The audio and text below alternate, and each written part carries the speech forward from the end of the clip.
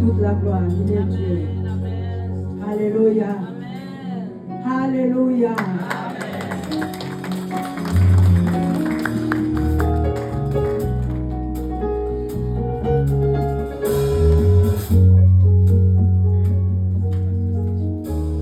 Le Seigneur le merveilleux, Jésus-Christ est merveilleux. Il est Dieu, il est parmi nous.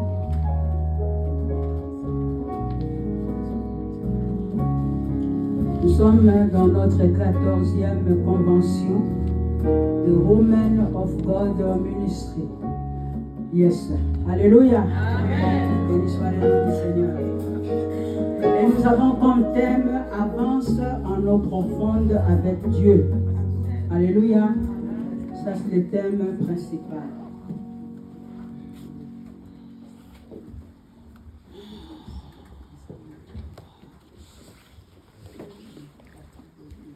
Et je crois que le texte, nous le connaissons.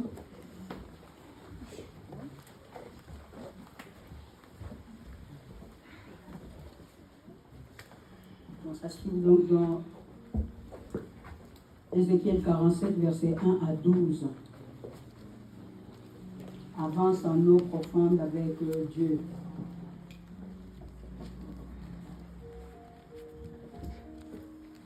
Depuis le jeudi, bien-aimés, nous avons bien mangé. Je crois que nous avons compris tant de choses dans la parole de Dieu. Et nous avons comme oratrice principale la pasteur Edith. Elle nous a vraiment fait manger la nourriture solide. Et je crois aussi qu'il y a eu des filets donc, de femmes de Dieu. Comme vous êtes là, donc vous êtes rassasiés. Mais aujourd'hui, c'est le dernier jour. Il faut en profiter. Parce que nous étions encore, l'eau était encore aux genoux. C'est ce qu'il nous a dit hier. Mais aujourd'hui, je crois qu'on va nager. Amen. Hein? Amen. Alléluia. Amen.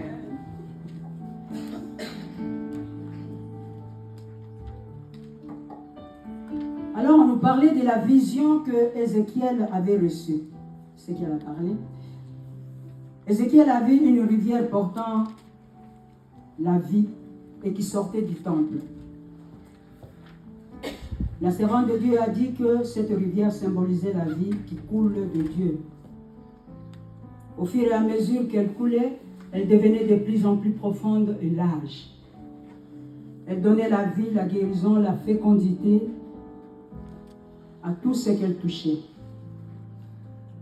Et cette rivière coulait jusqu'à la mer morte pour enlever la mort qui était dedans.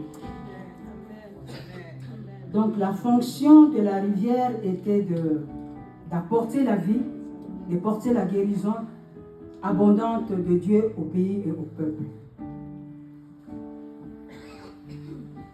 Cela a été comparé aussi avec notre vie, notre marche avec Dieu. D'abord, on est à terre.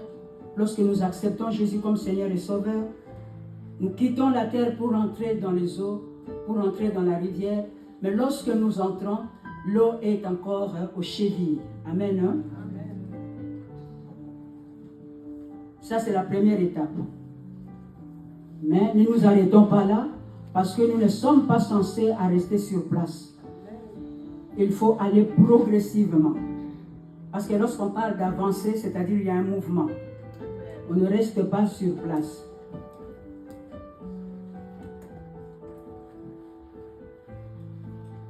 Et plus tu avances, tu arrives jusqu'à la taille, tu perds le contrôle, tu te soumets à Dieu dans l'abandon total.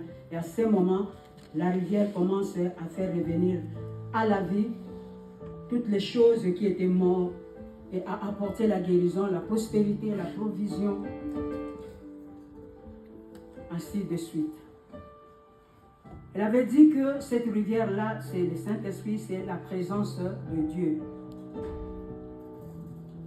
Et hier, on était dans la deuxième étape, là où l'eau était arrivée donc aux genoux.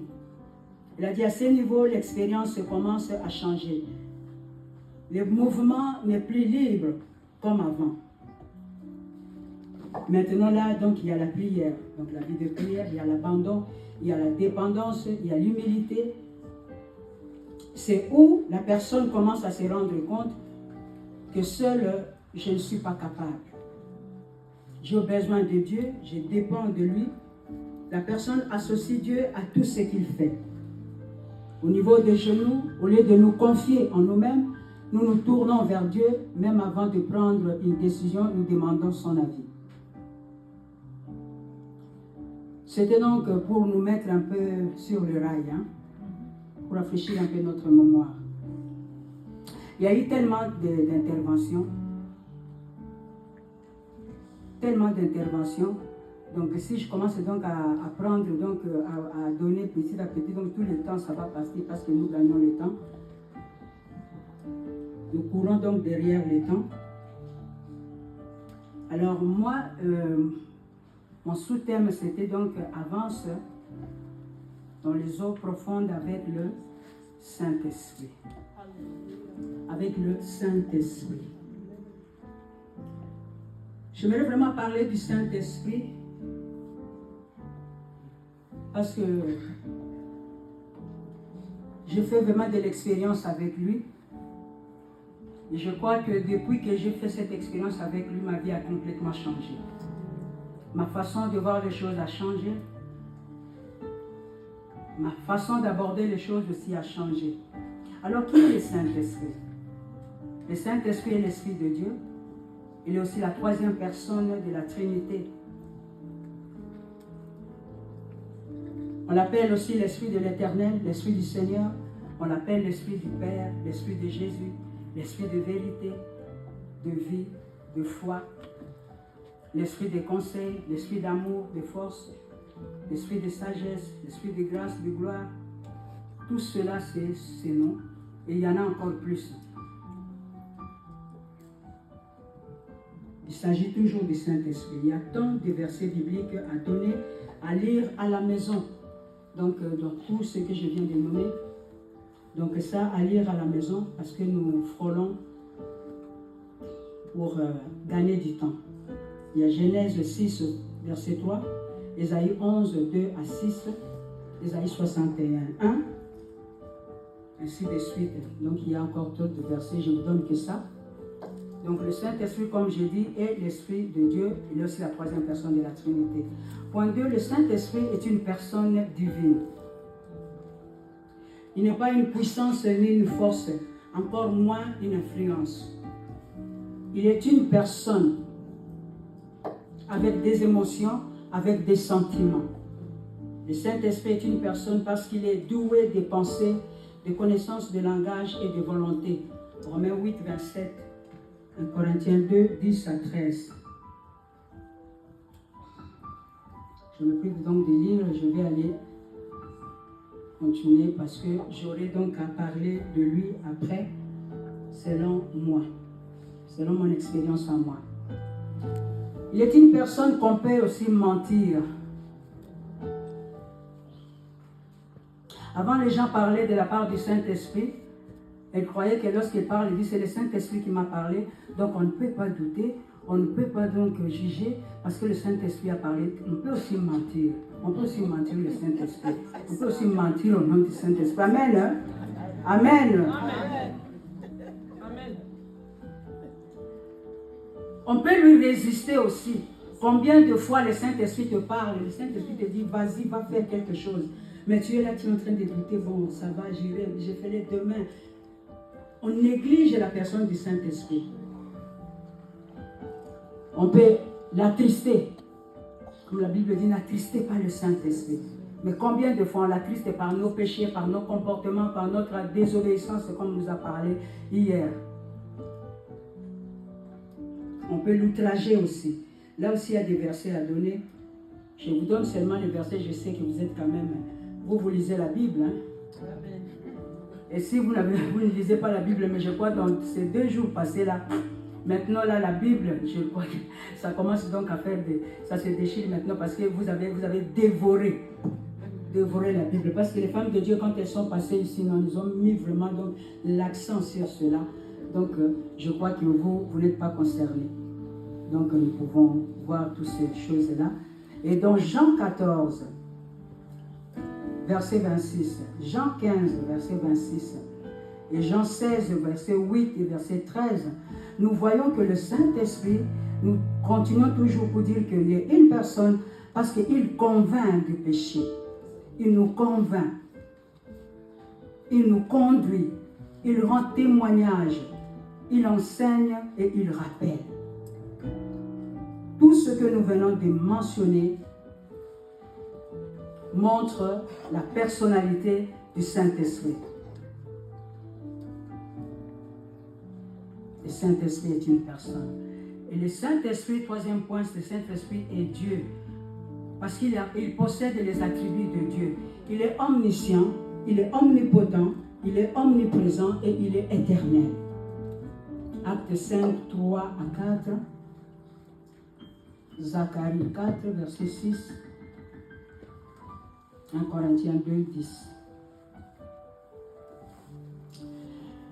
Bien-aimés dans le Seigneur,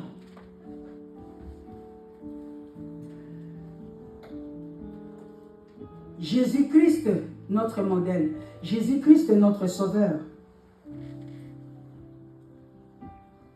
Il a été donc assisté pendant toute sa carrière ici sur terre par le Saint-Esprit. Dans Luc 1, 35, nous voyons la réponse de Marie lorsque l'ange est venu lui annoncer la bonne nouvelle que tu auras un fils et tu lui donneras le nom de Jésus. Mais sa question était, comment cela se fera-t-il? Et l'ange lui a répondu, le Saint-Esprit viendra sur toi et la puissance du Très-Haut te couvrira de son ombre. C'est pourquoi le Saint-Enfant qui naîtra de toi sera appelé Fils de Dieu. Donc, Jésus a été conçu par le Saint-Esprit. Lorsque Jésus a commencé son ministère, il est allé donc au Jourdain pour se faire baptiser. Nous voyons que là, la Bible dit, le Saint-Esprit est venu comme une colombe. Il y avait aussi la voix de Dieu et lui-même, donc les trois personnes en Dieu étaient présentes. Pour commencer son ministère, d'abord il était rempli de l'Esprit. Et puis après, il était quoi? Il a suivi le Saint-Esprit. Il était conduit par le Saint-Esprit. Amen. Hein? Amen. Jésus est notre modèle. S'il avait besoin du Saint-Esprit de cette façon-là, à combien plus forte raison, vous et moi?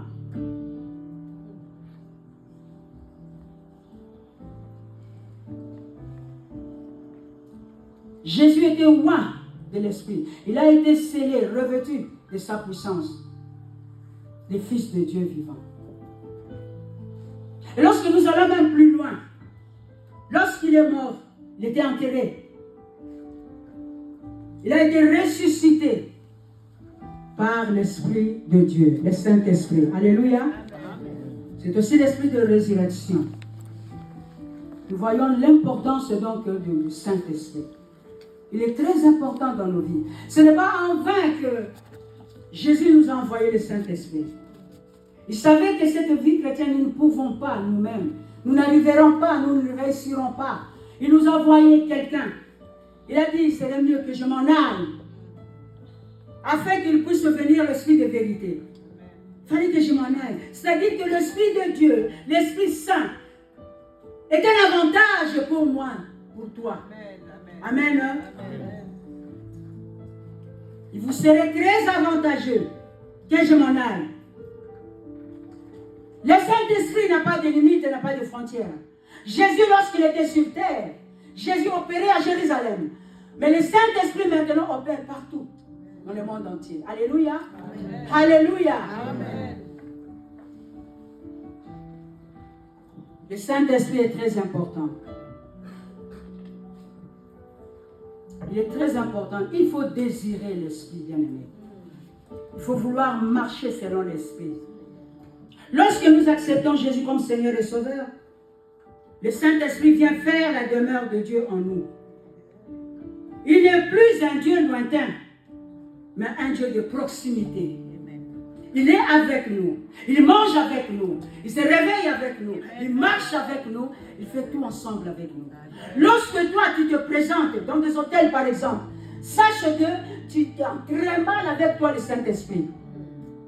Lorsque tu fais des mensonges, sache que tu le fais ensemble avec le Saint-Esprit. Il est là. Mais il est attristé. Il est là. Est-ce que tu as conscience de cela? Tu as conscience que toi, tu portes un grand trésor. Tu portes Dieu en toi, comme on venait de chanter ici. Je porte en moi le maître du salut. Est-ce que tu es conscient de cela? Pour toi, le Saint-Esprit, c'est qui? C'est une énergie. C'est une puissance. Le Saint-Esprit est une personne. Tu peux parler avec lui. La Bible dit, il parle. Il enseigne, le Saint-Esprit. Il convainc et témoigne. Et il est là avec nous. Son Excellence, Monsieur le Saint-Esprit, habite en nous. Quel privilège! Quel privilège! Quel amour de la part de notre Jésus! Savez que je ne peux pas les laisser comme ça. Je vais envoyer quelqu'un qui va leur tenir compagnie jusqu'à la fin. Il est là jusqu'à la fin.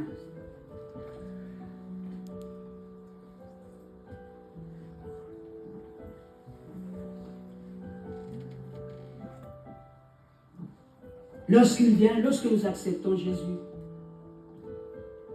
nous recevons le pouvoir de devenir enfants de Dieu.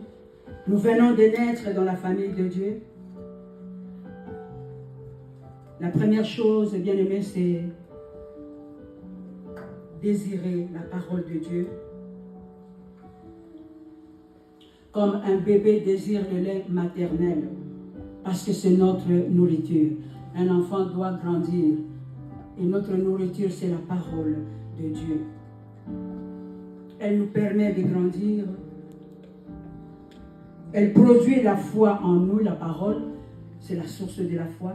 Elle produit la foi en nous. Parce que sans la foi, personne ne peut plaire à Dieu.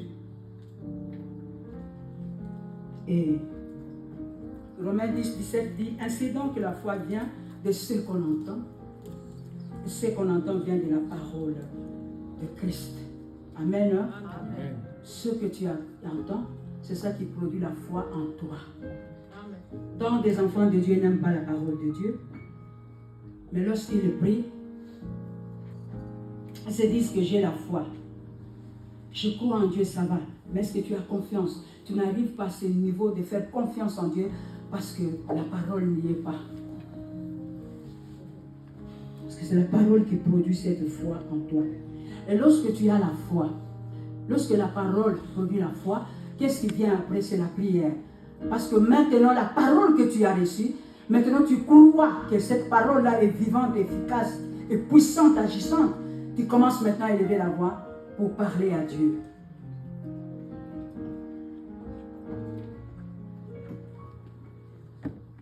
Mais il faut savoir que la parole sans l'esprit devient une lettre, devient la lettre. Et la lettre enfle d'orgueil. Mais c'est l'esprit qui vivifie. L'esprit donne la vie. Amen. Amen. Amen. Amen. Amen. Tu peux bourrer ta tête avec la connaissance. Mais s'il n'y a pas l'esprit bien-aimé, ça devient même un poison pour toi. Amen. Amen. Amen. Nous avons besoin du Saint-Esprit. C'est le Saint-Esprit qui met la lumière à la parole de Dieu. C'est le Saint-Esprit qui donne la révélation de la parole de Dieu. Des fois, nous lisons, bien-aimés, nous ne comprenons rien. Mais c'est le Saint-Esprit qui va mettre, qui va voir le même verset, comme on nous a prêché ici, je ne fais que répéter ce qu'on nous a dit. La même phrase que tu as lu il y a une année, il y a 3 jours, 4 jours, lorsque tu vas reprendre encore dans ta méditation, tu lis, ça te donne encore d'autres révélations. Amen. Amen. Ça te donne une autre révélation. Regarde le travail que le Saint-Esprit fait dans nos vies.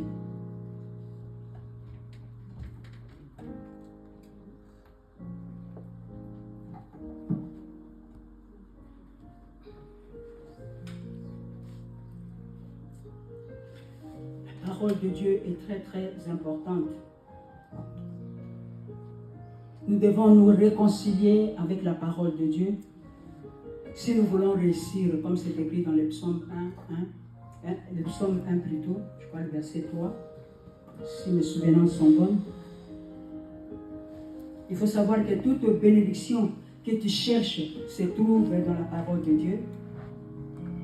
N'est-ce pas Dieu qui dira à Josué, dans Josué 1, ceci, Josué, tu veux réussir, tu veux conquérir, prends cette parole, médite-la, jour et nuit. Médite-la jour et nuit. Que cherches-tu? Une direction. Que cherches-tu? La réussite de tes enfants. Tout se trouve dans la parole de Dieu. Tout se trouve dans la parole de Dieu. Et si tu as compris que cette personne qui est venue faire la demeure de Dieu en toi, si tu as compris son rôle, si tu as compris qu'il n'est pas n'importe qui, mais qu'il est Dieu, je crois que tu ne lâcheras plus. Tu ne la lâcheras plus. Tu seras toujours là pour parler avec, pour te confier en lui.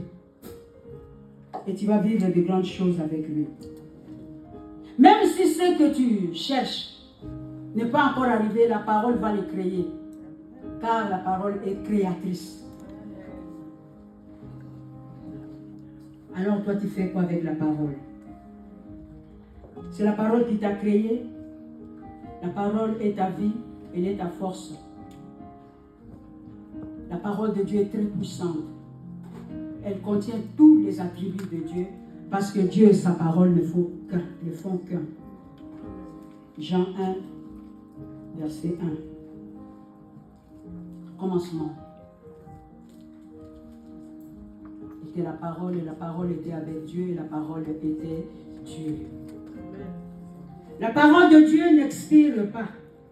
La parole de Dieu ne périt jamais. La parole de Dieu ne pourrit jamais. Et Jacques nous dira donc dans Jacques 1, verset 22, ceci: mettez en pratique la parole et ne vous bornez pas à l'écouter en vous trompant vous-même par de faux raisonnements.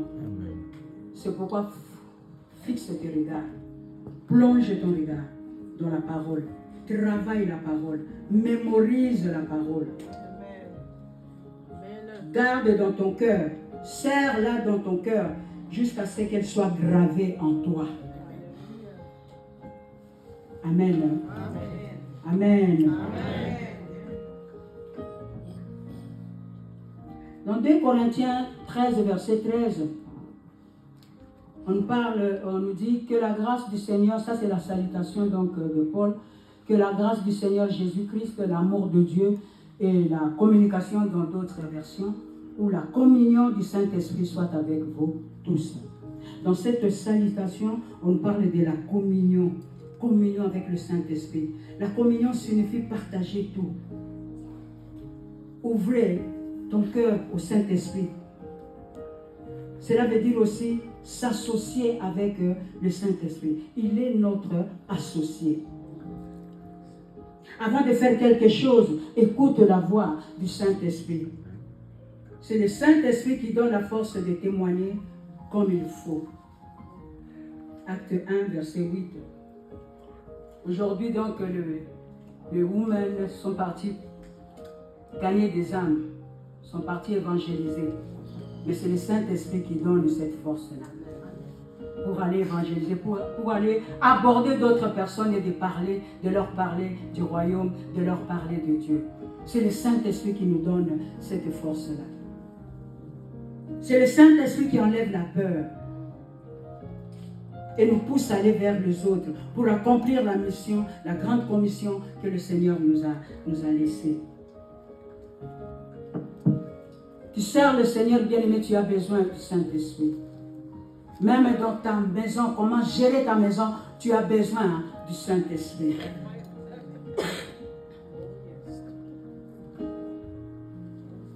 Sans le Saint-Esprit, nous ne pouvons rien faire.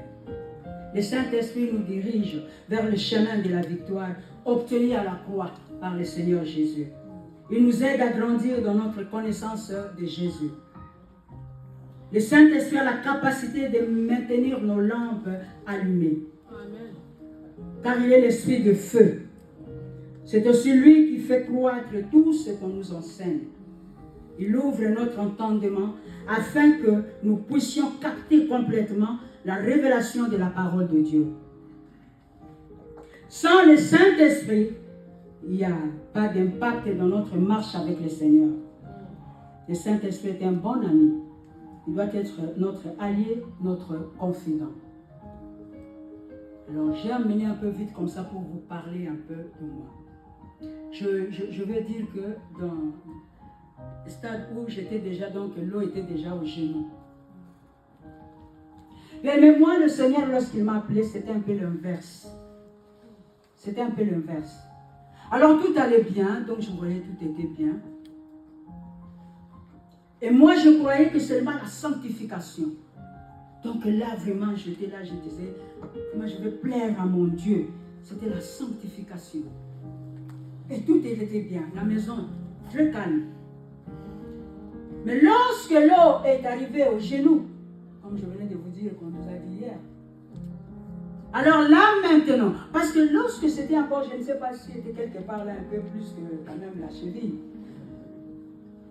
Là, j'avais des femmes qui venaient. Et lorsqu'elles venaient, j'avais des problèmes. Le problème, c'était le problème des divorces.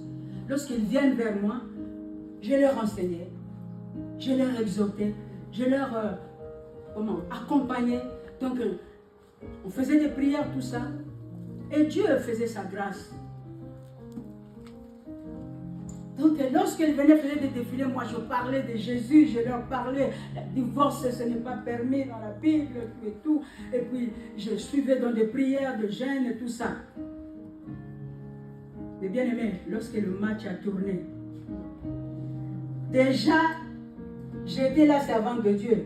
Mais maintenant, je crois que le diable n'était pas d'accord. Il dit, bon, toi, tu veux faire face avec moi, tu vas voir. Parce que plus que ça monte, plus que le défi aussi monte. Et dans ma maison, c'était vraiment du feu. Mon mari, lorsque moi j'ai prié comme ça, j'étais là, j'encadrais les gens. Moi je disais non, il prend de l'alcool, ça va finir. Avec mon Jésus, ça va passer. Mais là, ça s'est empiré. Non seulement l'alcool, même le tabac, ça s'est empiré. Donc dans la maison, c'était chaud. Bien-aimé dans le Seigneur, qui va t'aider à ce moment-là? C'est toi qui donnes des conseils. C'est toi donc qui amène des gens toujours dans la Bible. C'est toi qui leur dis que non, le Seigneur ne permet pas ça. Mais toi, tu trouves maintenant que ton problème à toi, ton problème c'est plus grave. C'est plus grave. Donc le Seigneur peut permettre. Donc toi tu peux le faire. Mais seulement parce que j'avais connu le Saint-Esprit. Alors, qu'est-ce qu'il faisait? Il me ramenait tous ces souvenirs-là. Lorsque je parle, je dis non, ça suffit, je crois que non. Moi, je vais servir mon Dieu, je vais rester calme et tout ça. Je crois que la séparation, c'est bien. Alors là, les raisons commencent à venir. Vaut mieux être seul que mal accompagné. Amen. Amen. Et c'était là, donc lorsque je mets ça dans la tête, et donc je dis, non, vraiment, en tout cas, il faut qu'on se sépare, il faut que tu ailles demander le divorce. Et puis après, avant c'était moi, il faut que j'aille, il faut que je le fasse. Et le Saint-Esprit me rappelait toutes ces femmes. Et moi-même, j'étais là, je disais, quelle honte. Lorsqu'ils vont entendre cela, comment est-ce qu'ils vont me juger? Comment est-ce qu'ils vont me juger? Donc j'avais maintenant un problème. Et tout ça, c'était en moi. J'avais maintenant des problèmes, j'ai dit non. Moi, je leur disais quand même notre discours, maintenant me voir divorcer. Mais comment toi qui nous disais que non, Dieu est capable, mais ton Dieu là n'est pas capable pour te donner à toi. Donc la patience est de supporter. Quand j'arrivais là, je disais, et j'ai donné, donc j'ai négocié avec Dieu, mais ça ne marchait pas. Ça ne marchait pas. Je disais que, et puis à ce moment-là, il faut savoir à qui donc aller se confier. À ce moment-là, dans cette époque-là, le ministère de la femme ici, je ne sais pas si en Suisse, à Genève, ce n'était pas donc encore, donc ce ministère-là n'était pas accepté. Alors j'ai tourné avec tout ça moi-même. Il fallait que je montre que je suis avec le Seigneur. Il fallait que je sois toujours là pour les autres. Mais moi-même, j'ai dit, mais je porte ce fardeau. Bien-aimé, j'ai souffert comme ça, mais le Saint-Esprit, bien-aimé, est Dieu. Le Saint-Esprit est un bon ami. Le Saint-Esprit peut donc te décharger. Il faut parler. Donc quand tu parles avec lui, il prend tes fardeaux. Il prend tes fardeaux et te donne la paix. Donc tu es là à parler. Et comme la servante de Dieu a dit même la prière en langue, bien aimé. Parce que des fois, quand il y a tellement de problèmes comme ça, tu n'as plus de mots. Devant Dieu, tu ne sais plus quoi dire. Devant Dieu, tu ne sais plus quoi dire. Mais si tu parles en langue, commence à parler en langue. Amen. Parler en langue. Et moi-même, en parlant en langue, c'est alors que Dieu m'a donné encore un don. C'est-à-dire, lorsque je parlais en langue, je parle en langue, je reçois le message. Amen. Des fois, je reçois la vision. Amen. Je vois une personne. Des fois, et puis, c'était des choses que Dieu me donnait. Donc, j'ai reçu encore quelque chose. Donc, dans toutes choses bien aimées, mais si tu es avec Dieu, David a dit, même dans l'ombre de la vallée de la mort, je ne crains aucun mal, car tu es avec moi. Ce qui est important, c'est que tu sois avec Dieu. Dans n'importe quelle situation, que tu sois avec Dieu, ne sois pas seul. Mais sois avec Dieu. Apprends à partager tes problèmes avec Dieu, tes difficultés avec Dieu. Pleurer devant la face de Dieu. Comme la servante de Dieu nous a dit hier. Tu peux aller parler à une amie. Cette amie aussi a notre amie. L'autre aussi a mis amie. Lorsque ça va donc se calmer là-bas, et maintenant les amis commencent à parler. Et ça fait quoi? Ça t'amène encore des soucis. Amen, hein? Amen. Mais avec le Saint-Esprit, fais tout ce que... Moi, je parlais avec le Saint-Esprit des fois avec la colère. J'avais le système d'accusation. Je vais accuser, regarde toi-même, regarde, est-ce que c'est comme ça? Est-ce que non, peut-être comme ça? Est-ce que vraiment, moi je t'aime Seigneur, je veux te servir. Libère-moi. Je dis, fais même que lui-même qu'il aille demander ça. Quand je voyais que ça ne marchait pas, moi je dis que lui, touche-le. Mes prières ont changé. Touche-le Seigneur, qu'il aille demander le divorce. Ça va se séparer, je suis d'accord. Et moi j'attendais. Tu n'es pas allé? Toi aussi tu peux aller. Amen. Des souffrances. Jusqu'à ce que, bien aimé, un jour je vais quand même couper parce que on va gagner du temps. Jusqu'à ce que un jour le Seigneur me posa la question. Donc dans la prière toujours, mais c'était un livre, je ne connais plus cet homme de Dieu, c'était cultiver la présence de Dieu. Lorsque j'ai lu ce livre, j'ai pris cela. Ça m'a touché, je ne sais pas quel passage j'avais lu là. Et puis, ça m'a parlé à mon intérieur. Le Saint-Esprit est là, oui. Mais est-ce que toi, tu cultives sa présence? Amen. Tu te conscientises de la présence du Saint-Esprit. Tu te conscientises de ça. Donc, il faut se conscientiser que je ne suis pas seul. Que cette situation que je suis en train de passer, il est là. Il est là. Donc, je peux me confier en lui. Je peux lui demander donc de venir à mon aide. Je peux lui demander donc de me montrer la voie. Parce que peut-être que Dieu te fait passer là pour te tailler toi-même. Amen. Amen. Et lorsqu'il y a des problèmes comme ça, on se dit, moi c'est 20%, lui c'est 80%. Moi peut-être c'est 10%. Mais Dieu dit le péché est péché. Il n'y a pas de grands et de petits péchés. Mais Dieu veut qu'avec tes 20% là, que tu travailles tes 20%. Parce que Dieu a une mission pour toi. Mais toi tu regardes l'autre. Tu dis lui vraiment, non, il n'entrera pas. Lui il ne va pas entrer lui. Donc Seigneur fait du travail, il y a du travail là-bas. Mais Dieu dit non, moi je vois du travail en toi. Je fais tellement, donc j'ai tellement des exemples comme ça à vous donner. Un jour je prends une connaissance que son âme repose un peu, maman Kilo, maman Luzolo. Fait une retraite là, dit des femmes là-bas, 3 jours de jeûne et prière. Moi je dis alors ces problèmes, Seigneur, tu vas les trancher. Moi je vais aller, Seigneur, lorsque je vais rentrer, que tu tranches ces problèmes, cette situation, que ça s'arrête et tout cela. Que ça s'arrête de l'alcool, de tout, de tabac, de toutes ces choses, que ça s'arrête. J'étais là-bas, donc je n'ai pas mangé. 3 jours là-bas, on est dans la prière. Et puis, je suis rentrée avec la joie. J'ai dit, bon, les choses sont faites parce que c'était là-bas la joie. Quand je suis rentré, arrivé à la gare, j'ai pris mon téléphone, je l'appelle pour lui dire pour qu'il vienne me chercher. Moi, je peux le Seigneur à traiter les problèmes. Allô? Allô? Amen! Est-ce que c'est vrai? Tous ces sacrifices-là. Allô? Allô? Mais tu ne savais pas que j'allais venir aujourd'hui. Bon. J'étais là, donc je suis rentré. Vraiment, j'étais fatigué. Donc je suis venu fatigué. En priant, le Seigneur dit, non, c'est toi. C'est toi qui était là pour toi. Moi, j'ai dit, mais Seigneur, moi, vraiment, toi, tu me connais. Vraiment, moi, ce que tu veux me comparer avec, c'est toi, le problème, c'est toi. Alors, avec le Saint-Esprit, j'ai appris pour ne pas aller donc entrer, parce que c'est tellement long. Si je commence donc à donner mon témoignage, vous allez voir. C'est pourquoi, moi, des fois, quand une femme vient là, pleure pour dire, mon mari, je le regarde comme ça. Laisse tomber. Va chercher Dieu. Amen. Amen. Laisse tomber parce que tu ne sais pas ce que Dieu te réserve. Amen. Tu ne sais pas pourquoi tu es en train de passer. Donc c'est vallée des cadres, de Baka. Tu ne sais pas pourquoi. Donc va chercher Dieu. Parce que Dieu nous façonne seulement par des choses comme ça. Dieu nous travaille par des choses comme ça. Le Saint-Esprit est là pour faire du travail en nous. Toi, peut-être que tu ne vois rien, mais le Saint-Esprit sait ce qu'il faut enlever en toi.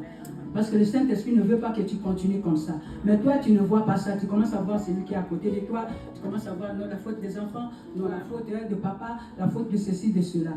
Bien aimé, le Saint-Esprit, quand tu es avec lui, donc dans n'importe quelle situation, lorsque tu apprends donc à te confier en lui, à déballer ton cœur devant lui, tu vas voir comment est-ce qu'il va prendre. Il prend donc ce fardeau, il te laisse donc la paix, il te communique la paix, mais lui il prend ton fardeau. Et ce qui nous fait mal, c'est quoi? Lorsqu'il y a des situations comme ça, tu manques ta paix, tu perds ta paix. Et comme la Bible dit donc, nous perdons la paix et nous avons des regards partout pour dire où viendra le secours. Mais lorsque tu as appris donc à cultiver ton amitié avec le Saint-Esprit, ton intimité avec le Saint-Esprit, il a pris conscience que je suis avec quelqu'un. Quelqu'un-là n'est pas n'importe qui. Il est Dieu. Il est Dieu. Il a un dernier mot pour ma vie. Il peut dire un mot et puis tout change dans ma vie. Lorsque tu prends conscience de cela, c'est-à-dire que tu vas voir que non. Quel est ce problème-là que je peux avoir encore peur? Parce qu'il est là. Si ça continue, c'est qu'il sait pourquoi. Il sait pourquoi il est en train donc de laisser que cette situation-là continue. Il est en train de faire son travail. Fais-lui confiance. Tu lui dis tout simplement, je ne sais rien, je ne vois rien, mais je te fais confiance. Je te fais confiance. Parce qu'il dit, le projet qu'il a pour nous, Dieu a dit, c'est le projet de paix et de bonheur. Même si tu ne vois pas cette paix-là, mais tu sais que, comme la servante de Dieu a dit, la joie ne dépend pas des circonstances, notre joie. Quand on est avec l'Esprit, c'est l'Esprit de joie. Il nous communique la joie. Et la joie de l'Éternel, c'est notre force. C'est notre force.